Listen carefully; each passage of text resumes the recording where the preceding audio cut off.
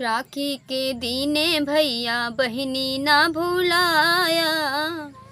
राखी के दीने भैया बहिनी ना भुलाया। हमही के हमरे नैहरे बोलवाया। हमरा के हमरे नैहरे बोलवाया। रेशम के डोरी लगे लाल मोती। अक्षत चाउर जले दीप ज्योति। अक्षत चाउर जले दीप ज्योति। हाथे में प्यार से तू राखी बंधाया।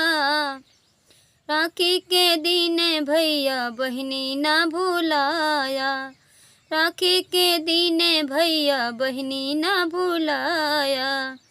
हमरा के हमरे नैहरे बोलवाया।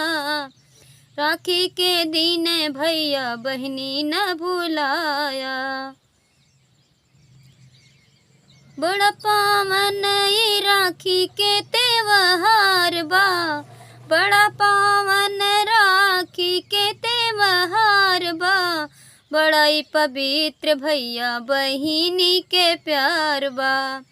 बड़ा ही पवित्र भैया बहिनी के प्यार बा।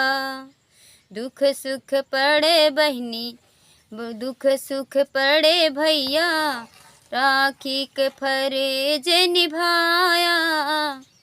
दुख सुख पड़े भैया, राखी के फर्ज निभाया। राखी के दिन भैया बहिनी ना भुलाया।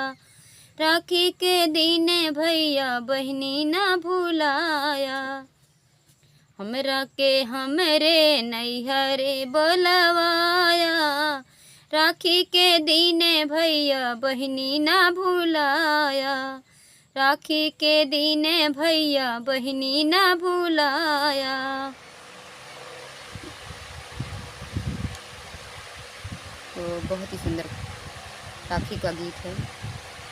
बहन को भी इंतज़ार रहता है कि मेरा भाई बुलाए, उसे बहुत ही बेहद खुशी होती है। आप दें या ना दें कुछ भी, पर ये राखी का त्यौहार बहुत ही पावन है। और भाई को भी इंतज़ार रहता है कि हमारी बहन आए।